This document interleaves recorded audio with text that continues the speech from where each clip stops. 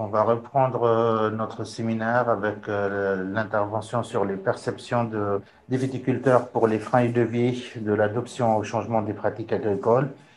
Et on va vous faire cette présentation à deux. Et c'est Annick Siegwald, sociologue de l'ARES, qui va commencer la présentation. Oui, bonjour à tous. Donc, nous allons poursuivre ce séminaire en vous présentant le travail que nous avons réalisé dans le cadre du lot 2 du programme de recherche Eco3Vic. Donc, ce travail a été réalisé par Mohamed Ghali, enseignant-chercheur en économie, moi-même, Annie Sigwalt, enseignante-chercheuse au sein du LARES en sociologie, Ma Benjabala, qui était à l'époque étudiante en Master of Science d'économie. Et on a eu également l'aide de Nejla Ben Arfa, également économiste au sein du LARES. Et puis, bien sûr, sans compter l'aide de nos partenaires de projet. Alors, notre travail a cherché à caractériser les freins et leviers au changement des pratiques environnementales en viticulture.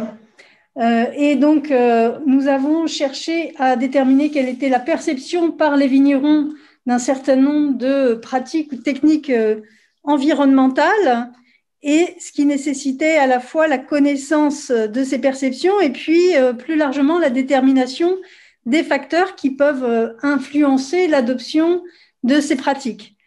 Dans un troisième temps, on a essayé de voir s'il existait des convergences entre la perception par les vignerons de ces techniques et puis les facteurs d'adoption de ces techniques. Donc, les objectifs, c'était in fine d'établir un tableau de bord des principaux facteurs d'adoption de nouvelles techniques identifiées comme les plus respectueuses, comme plus respectueuses de l'environnement. Nos résultats ont aussi permis d'orienter certaines discussions des ateliers d'éco-conception.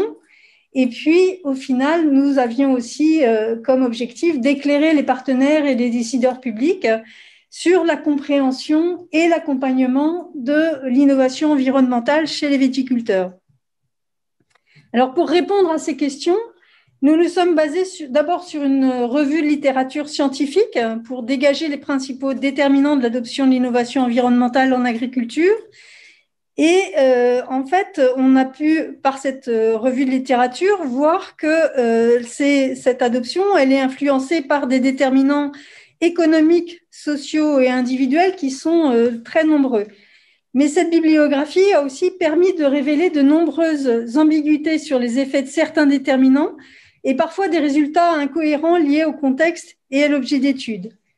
Du coup, étant donné cette multitude de facteurs, nous avons choisi de nous baser sur les travaux de Noller et Bradshaw, qui datent de 2007, et qui, en fait, ont raisonné ces déterminants selon une catégorie en cinq types, avec d'abord des caractéristiques individuelles liées à l'exploitant lui-même, par exemple son âge, son niveau de formation, son origine sociale, sa trajectoire professionnelle. Ensuite, des caractéristiques liées à l'exploitation, donc la taille, la spécialisation et le système de vente. Des caractéristiques, en fait, ensuite intrinsèques à l'innovation considérée. Donc, je vous laisse lire le détail de ces pratiques. Et puis ensuite, des éléments qui relèvent soit du contexte national, comme les politiques publiques environnementales, la fiscalité aussi liée aux opérations d'investissement, et puis le contexte local, avec un certain nombre de facteurs qui peuvent être le tissu de relations socio-professionnelles, les sources d'information pour les vignerons, leur engagement professionnel et dans la dynamique de conseil et la dynamique plus largement de la dynamique territoriale. Alors, notre étude, en fait, c'est basée sur une approche méthodologique qui couple une approche sociologique et une approche économique. Donc, l'analyse sociologique, elle était d'abord ciblée sur l'organisation du travail et la prise de décision chez les vignerons. Et c'est passé par une première phase d'enquête qui s'est faite au travers d'entretiens sociologiques semi-directifs avec une douzaine de vignerons quant aux nouvelles techniques environnementales proposées, l'idée étant de dégager les principaux freins et leviers perçus par ces vignerons. Et donc d'identifier des nouveaux facteurs par rapport à ceux qui avaient été déjà émis dans la littérature. Ensuite, ces déterminants ont permis la construction d'un questionnaire qui a été adressé à 90 vignerons. Notre objectif initial était de réaliser 120 enquêtes par questionnaire, mais nous avions eu beaucoup de refus de vignerons, et donc qui, soit par manque de temps, soit par manque d'intérêt pour le thème de l'étude, n'ont pas voulu participer à cette enquête qui était réalisée sur le terrain par un groupe d'étudiantes en 5e année de formation ingénieur. Donc ensuite, on a conduit une analyse qualitative de ces résultats et quantitative de ces résultats. Et donc, nous avons pu voir s'il y avait des liens entre l'adoption de nouvelles pratiques en viticulture et les facteurs dégagés dans l'analyse qualitative, et explorer les liens significatifs aussi entre l'adoption de nouvelles pratiques en viticulture et certains déterminants identifiés précédemment. Pour les 2 phases d'enquête, nous nous sommes basés sur 4 critères d'échantillonnage. Donc, d'abord, nous avons retenu dans nos échantillons simplement des exploitations supérieures à 1 hectare, dont la SAU était supérieure à 1 hectare de vigne. On a aussi proportionné notre échantillon au système de vente qui était en place, donc soit des exploitations qui vendaient en vrac, vente au négoce ou vente à la coopérative, en apport de raisin ou mou, soit des exploitations qui vendaient majoritairement à la cave ou par expédition, et enfin un système mixte qui combinait les deux. Nous avons aussi porté une certaine attention à l'inscription des viticulteurs dans une démarche de labellisation environnementale, en ayant un tiers de viticulteurs en démarche environnementale, qu'il s'agisse de démarches en agrobiologie, HVE, TerraVitis, et puis 2 tiers en conventionnel. Donc ça, c'était l'objectif. Et puis, on a aussi intégré un critère géographique en essayant d'avoir un nombre d'enquêtes proportionnel à la part des vignerons par département. Donc, au final, nous avons interrogé dans l'enquête quantitative 29% dans le département de Loire-Atlantique, qui nous intéressait notamment pour sa proximité avec l'agglomération de Nantes pour les questions foncières et de voisinage, et 51% dans le département du Maine-et-Loire et 20% enfin dans l'Indre-et-Loire.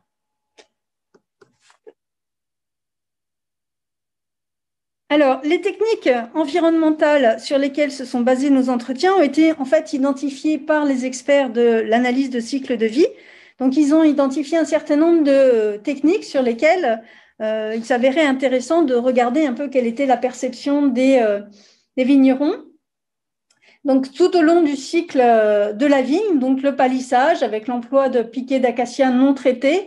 Donc, je vous laisse lire un peu les raisons pour lesquelles chaque fois ces techniques étaient identifiées comme étant plus intéressantes sur le plan environnemental. Ensuite, nous avons la fertilisation avec l'utilisation d'engrais organiques séchés et sans énergie non renouvelable, ou alors des engrais organiques frais. Ensuite, on avait le couplage des outils d'entretien du sol et du feuillage, donc essayer de coupler ces opérations pour limiter la consommation de carburant et l'utilisation du tracteur. On avait aussi le choix d'engins économes en carburant, notamment le tracteur de type Fendt Vario qui, par sa technologie, en fait, est moins consommateur en diesel et émet moins d'émissions. Ensuite, on avait l'utilisation aussi d'un pulvérisateur à pulvérisation confinée pour éviter la dérive des produits phytosanitaires dans l'air et l'environnement, l'utilisation de produits non cancérigènes, mutagènes et reprotoxiques, et pour finir, essayer d'utiliser plutôt pratiquer plutôt des vendanges manuelles plutôt que mécaniques.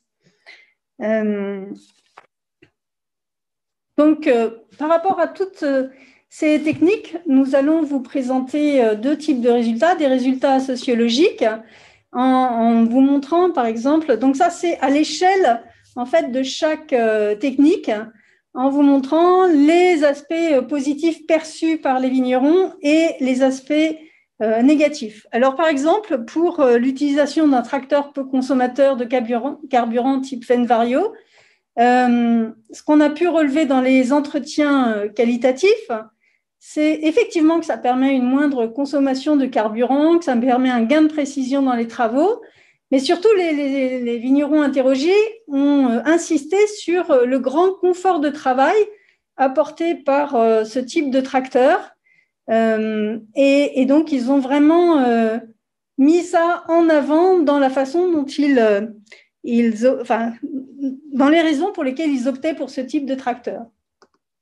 À côté de ça, on a aussi des vignerons qui ont relevé le fait que c'est un tracteur qui a un coût très élevé, qui est plus cher à l'achat d'au moins 15 000 €. Et puis, certains aussi des tracteurs ont dit que ce type de tracteur comportait trop d'électronique et donc il y avait des risques accrus de panne. Voilà, je vous laisse lire un peu tous les arguments positifs ou négatifs qui ont été donnés. Donc, au final, ce qu'on a vraiment perçu au travers de ces entretiens semi-directifs, c'est qu'on avait d'un côté une conception de ce tracteur comme la Bernie allemande du tracteur, c'est-à-dire vraiment un tracteur intéressant parce qu'il permet un confort de travail qui est important. Hein, et puis, surtout pour des exploitations qui ont des tractoristes qui sont une catégorie d'emploi difficile à trouver. Et puis, certains autres vignerons qui estimaient que c'était d'abord un tracteur de riches.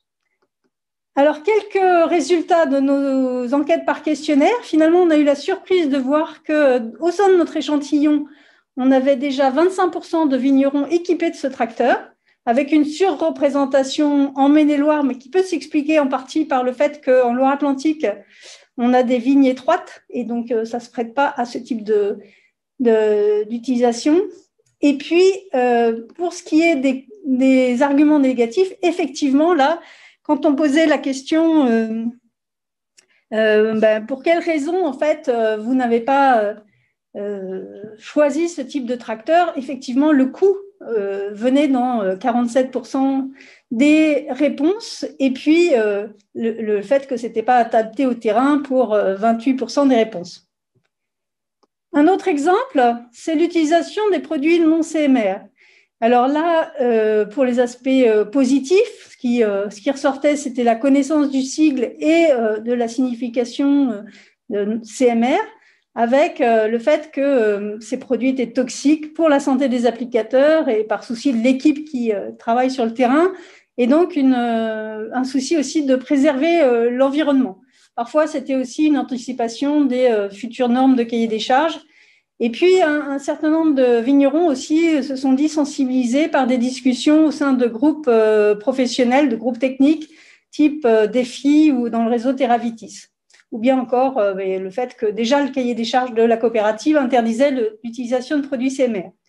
Du côté négatif, on a pu constater qu'un certain nombre de vignerons ne connaissaient pas le sigle et sa signification et surtout estimaient que la liste des produits utilisables autrement était trop restreinte, qu'il y avait éventuellement un surcoût des produits bio et qu'ils avaient une tendance à dire aussi que de toute façon, toutes les matières actives étaient dangereuses, y compris les non-CMR. Voilà, la dangerosité étant donc un critère parmi d'autres. Là encore, ce qu'on a pu voir, c'est qu'on a pu faire à l'issue de ces entretiens semi-directifs une hypothèse sur le fait que l'utilisation de produits non CMR était liée à la fois à la sensibilisation sur la toxicité de ces produits, mais aussi sur l'efficacité des produits de substitution. Les résultats par enquête, par questionnaire, ont montré qu'effectivement, le choix de produits CMR, c'était lié à une sensibilité des utilisateurs sur les aspects toxiques de ces produits. Et la majorité des réponses de rang 2 étaient aussi liées à la protection de la santé des clients. Du côté des freins, on s'est aperçu qu'une forte proportion de vignerons, malgré une formation certifiée qui est obligatoire pour les applicateurs de produits phytosanitaires, ont une forte méconnaissance de ce sigle. 40% des vignerons ne peuvent citer la signification d'au moins une lettre du sigle CMR et seuls 29% connaissent la signification des 3 lettres. Voilà, donc évidemment, on ne peut pas détailler toutes les techniques ici, hein, ce serait trop long. Et donc, c'était pour vous donner un aperçu des résultats qu'on peut avoir via cette approche. Et je vais maintenant laisser la parole à Mohamed qui va vous présenter les résultats plus d'ordre économique. Merci Yanni. Donc, je reprends la suite de ce travail. Donc, la partie socio, c'était une première étape pour identifier la perception générale des viticulteurs par rapport à un certain nombre de pratiques identifiées par ACV qui étaient plus respectueuses de l'environnement. Donc, ensuite, on a poussé un peu plus loin l'analyse à travers l'enquête quantitative qui nous a permis, dans un premier temps, de faire une classification des agriculteurs en 2 grands groupes. Selon leurs pratiques agricoles, on va trouver des groupes, le groupe d'adopteurs qu'on a appelé, représenté ici sur le graphique par le cercle en vert.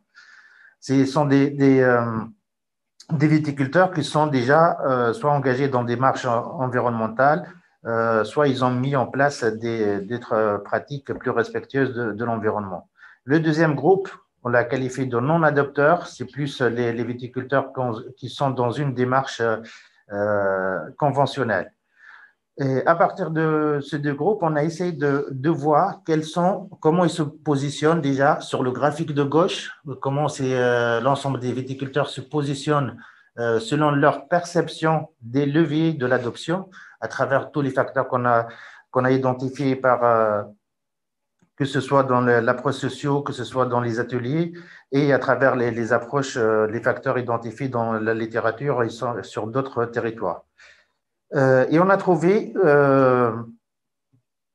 on est encore sur le graphique de gauche, que les principaux leviers plutôt perçus et déclarés par les viticulteurs sont leur sensibilité par rapport à la protection de l'environnement et la santé humaine, tel que le montrent les 2 flèches rouges en fait qui vont vers le haut. Il y a environnement et santé. C'est les 2 facteurs en fait où la sensibilité elle est plus importante, qui encourage, selon leur perception, encourage à l'adoption des pratiques environnementales. Et ce même graphique il montre aussi que d'autres mesures incitatives au changement des pratiques, telles que la diminution des impôts ou bien des subventions, ou même une taxe supplémentaire, imposer une taxe supplémentaire pour changer de pratique, ne sont pas très déterminants pour les 2 groupes, que ce soit adopteurs ou non adopteurs. Les 3 lignes en fait rouge, c'est marqué TT, taxe, diminution d'impôts, et d'autres facteurs. Que ce soit pour les adopteurs ou non adopteurs, ces facteurs n'ont pas trop d'influence sur leur perception de changement de pratique. Sur le graphique de droite, on a positionné les vignerons selon leur perception des obstacles. Et là, on a remarqué que les 2 groupes sont très sensibles à la perte de rendement. Le travail supplémentaire que peut induire le changement de pratique, ou bien encore la disponibilité de la main-d'œuvre, et en particulier la main-d'œuvre qualifiée. Donc, tous les 2 sont très sensibles à ces 3 facteurs, ce qui les empêche un petit peu de passer le pas et d'aller vers un changement de pratique. Par contre, le coût des pratiques et le manque d'informations, finalement, n'apparaît pas comme très contraignant, contrairement à ce qu'ils ont déclaré dans les enquêtes sociaux. L'approche plus statistique, elle montre que finalement, cet aspect de coût et l'information ne sont pas très déterminants dans, en moins, la classification de ces agriculteurs. Ensuite, pour pousser un peu plus les analyses, d'autres facteurs et d'étudier d'autres facteurs d'adoption, selon la classification dont Annie a parlé, on a trouvé que, par exemple, sur les caractéristiques de l'exploitation, sur le petit tableau à gauche, le facteur, voilà, le chiffre d'affaires de l'exploitation et l'activité touristique sont les deux principaux facteurs d'adoption des pratiques environnementales.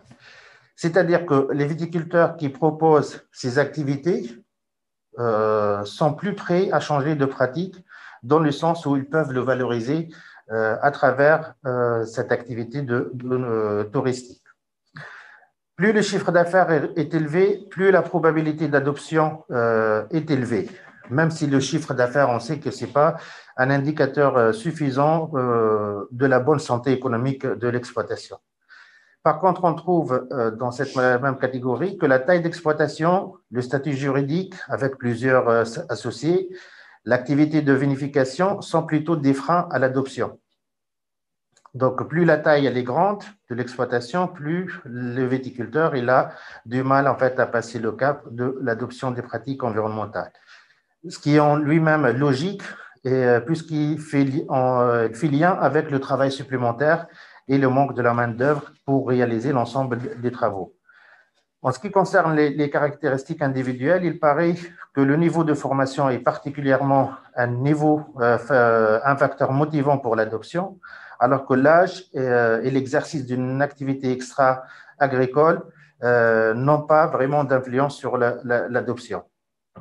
Pour les facteurs liés au contexte local et national, on trouve que la sensibilité vis-à-vis de la santé humaine est clairement un effet positif à l'adoption, contrairement à la sensibilité à l'environnement qui a été déclarée comme un élément favorisant l'adoption. Ce résultat est en soi très intéressant puisqu'il montre à la fois une surestimation de la perception pour cette sensibilité environnementale, alors que statistiquement, elle n'est pas significative. Pour le travail lié à la mise en œuvre d'une pratique environnementale, c'est-à-dire seule, on voit qu'elle n'est pas très contraignante puisque son effet est non significatif dans le modèle statistique. Je voulais également vous présenter rapidement quelques statistiques descriptives sur le schéma de gauche. Vous avez la répartition des adopteurs et non-adopteurs selon les départements et on voit clairement que le taux d'adopteurs se trouve plus dans le Maine-et-Loire, alors que le Loire-Atlantique, il a un faible taux d'adoption, ce qui est expliqué par les conditions pédoclimatiques et les caractéristiques des vignobles de la région. Pour la taille de l'exploitation, les statistiques descriptives aussi, elles confirment que clairement les proportions des adopteurs ont des superficies inférieures. C'est le graphique à droite, à gauche, plutôt à droite et en haut. Vous voyez, le taux d'adoption est plus élevé chez les exploitations les petites inférieures qui ont une superficie inférieure à 25 hectares. Selon la détention d'un label environnemental, la majorité des adopteurs détiennent déjà un label. L'exception qu'on voit sur le graphique, c'est peut-être pour le HVE, qui peuvent changer dans le texte actuel parce qu'il y a beaucoup de viticulteurs qui sont déjà dans cette démarche de labellisation, de certification plutôt HVE. Pour l'activité touristique, là on voit par exemple que 98% des non-adopteurs n'ont pas cette activité sur leur exploitation, alors que presque 50% des adopteurs ils l'ont. Exploitation avec activité touristique. Un petit résumé pour montrer un petit peu, faire la comparaison entre la perception des vignerons et les résultats de l'analyse économétrique, des statistiques. Donc, la comparaison entre les facteurs perçus et les analyses, il montre, dans certains cas, certaines similitudes telles que la santé humaine pour les leviers, et la main-d'œuvre pour les freins. Vous voyez, la perception, elle correspond en fait à l'analyse statistique.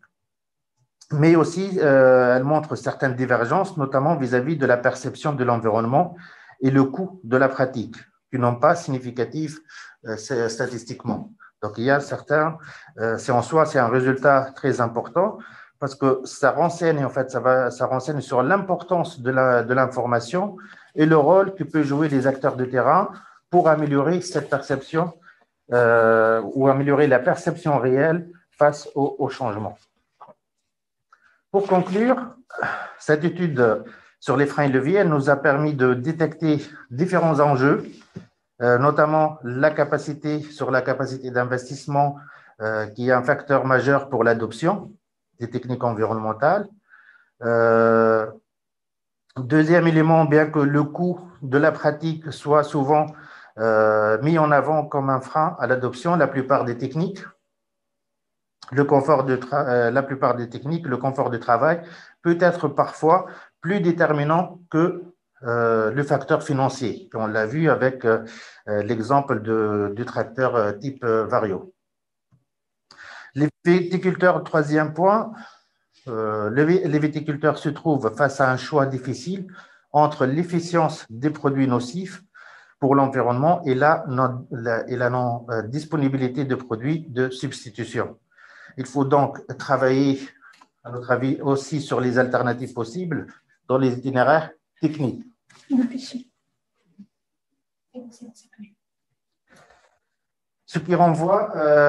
éléments, ce qui renvoie à la diffusion du jeu proposé par nos collègues Vitipoli.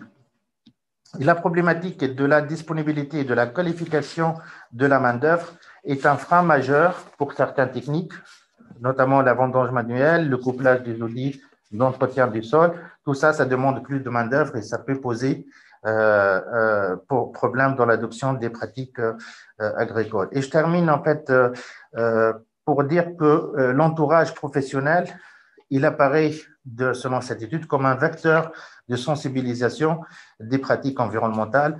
Donc, il y a un rôle très important à jouer dans ce sens.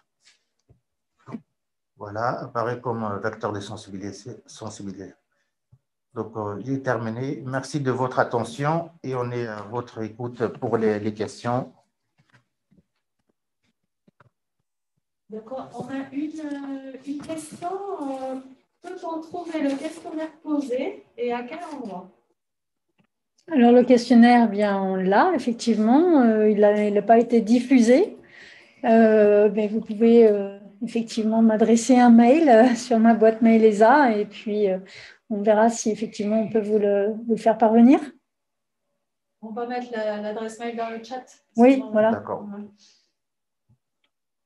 C'est la seule question pour l'instant. Alors, oui, c'est vrai, il y a beaucoup d'informations dans cette étude. Elle est très, très intéressante et elle nous a permis en fait de contextualiser les freins et leviers. On parle tout le temps des freins et leviers, mais surtout de mettre en évidence en fait qu'il y a une différence entre ce que les gens perçoivent comme un facteur de levier ou bien de frein et par rapport à la réalité. Quand on met dans l'ensemble, quand on pose la question individuellement, on aura plus ou moins la même réponse. Le coût, ça va coûter plus cher.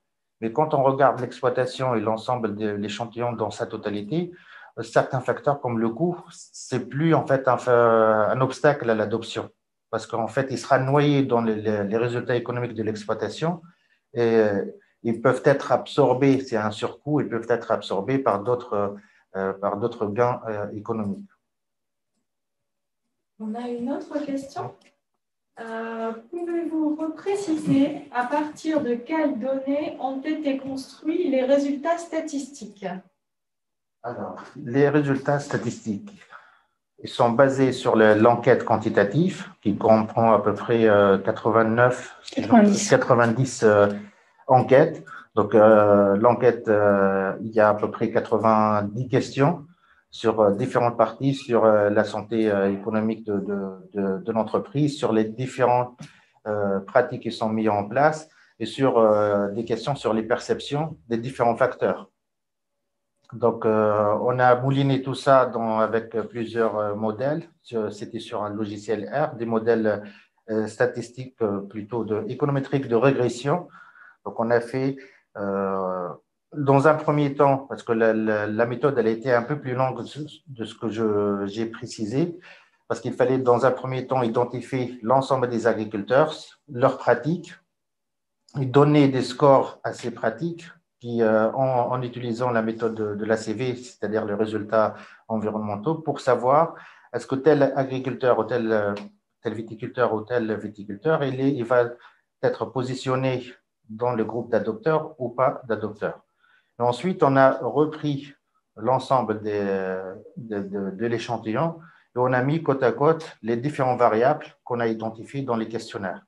Ensuite, on a tourné le modèle de régression qui nous a permis de sortir un tableau avec les différents facteurs et leur significativité, si c'est positif ou négatif ou bien non significatif. Et donc, dans la présentation, on a choisi un ensemble de facteurs qu'on a trouvé jugés les plus pertinents à présenter aujourd'hui. Mais s'ils ont besoin de plus d'informations, on a un article plus complet avec plus de détails. Pour ce qui est des résultats statistiques portant sur les questions plus d'ordre sociologique, là, il s'agit d'une analyse classique avec des tris à plat, des tris croisés et des tests de Ki2 ou des tests de Fisher quand c'était utile. Alors, on a une autre question.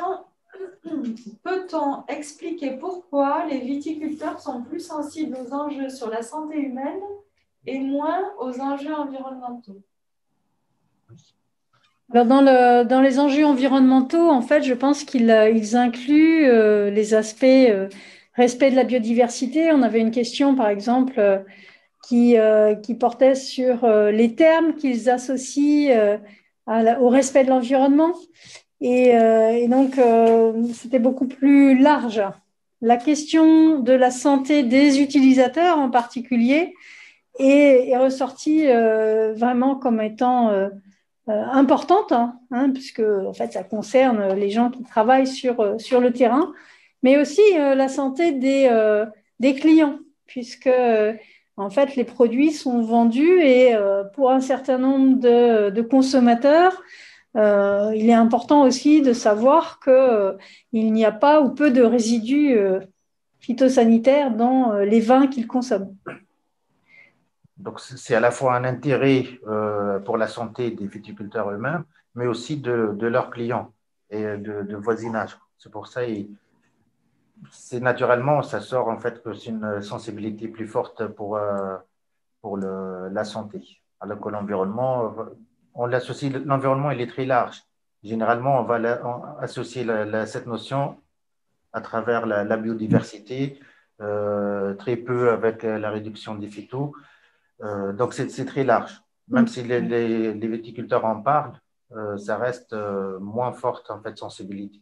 Après, on peut dire aussi qu'on était dans un contexte où un certain nombre d'affaires avaient émergé sur la sensibilité du voisinage par rapport au traitement phytosanitaire. Et donc, la sensibilité sur cette question-là, la toxicité des produits, c'est aussi lié au fait qu'il y a un certain nombre de débats sur l'application plus ou moins proche de produits phytosanitaires proches des villages et des habitations. Peut-être que vous pouvez rappeler en quelle année avait été faite l'enquête? Alors, ça a été fait en 2020, début 2020. Non, l'enquête. L'enquête. Non, c'était 2018. 2018. Les enquêtes sur le terrain. Sur le terrain, non, 2019. 2019. Il y a deux parties en fait. Il y a l'enquête socio et l'enquête quantitative. Et sur deux parties, c'était au mois de septembre, je crois, et l'autre en septembre-décembre, je crois, 2018 ou 2019. 2019. Donc il y a 2 ans, on peut dire ça. Peut-être qu'aujourd'hui, on aurait une sensibilité augmentée aux impacts carbone, peut-être, avec les questions autour du bas carbone, etc. C'est possible. Franchement, cette sensibilité à l'environnement, ça ne m'a pas étonné en tant que chercheur de voir ces résultats statistiquement, parce qu'on a déjà fait ce genre de travail sur d'autres approches agroécologiques, d'agriculture écologiquement intensive, etc. Et on a trouvé pratiquement le même résultat, que c'est le déclaratif, il l'emporte sur le réel. Donc, on est sensible vraiment sur l'environnement, on sait qu'il faut faire attention, mais concrètement, quand on vient sur le terrain, on sera confronté à d'autres réalités de terrain qui nous empêchent des fois d'évoluer vers, voilà. Vers des pratiques plus environnementales. Donc, c'est tout à fait naturel. En fait, on l'a trouvé pour d'autres types d'activités en grande culture, en élevage. On a trouvé le même résultat par rapport à cette sensibilité à l'environnement.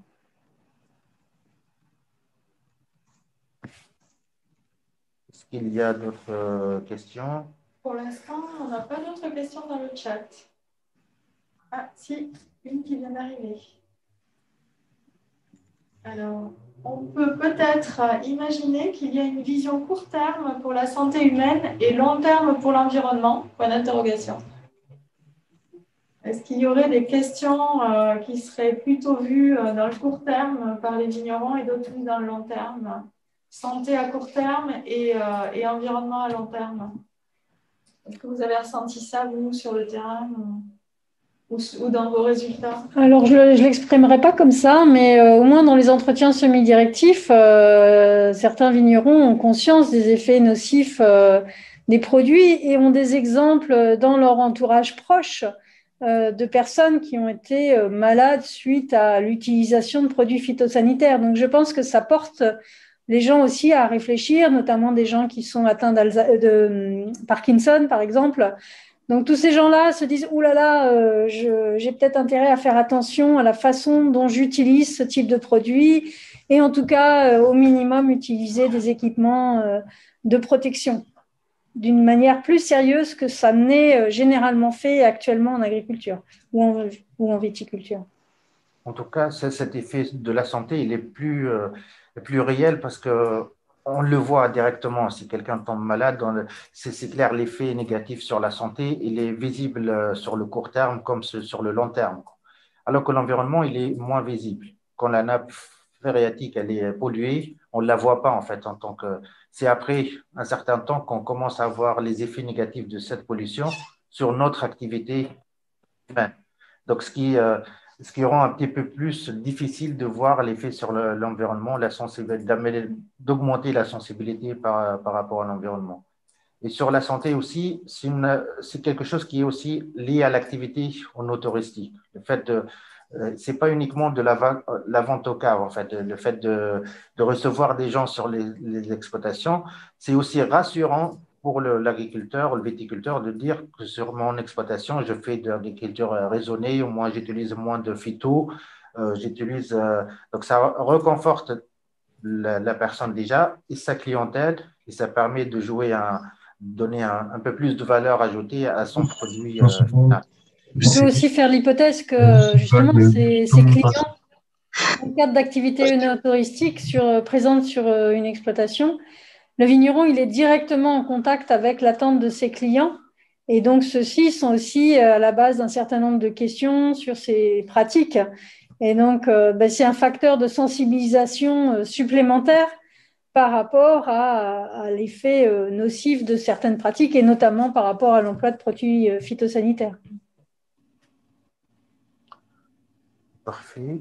S'il n'y a pas d'autres questions, je pense qu'on peut s'arrêter. On est dans le poil de temps. Parfait. Merci de votre attention. Merci de votre attention. Vous pouvez toujours poser les questions sur le chat et on le reprendra au fur et à mesure.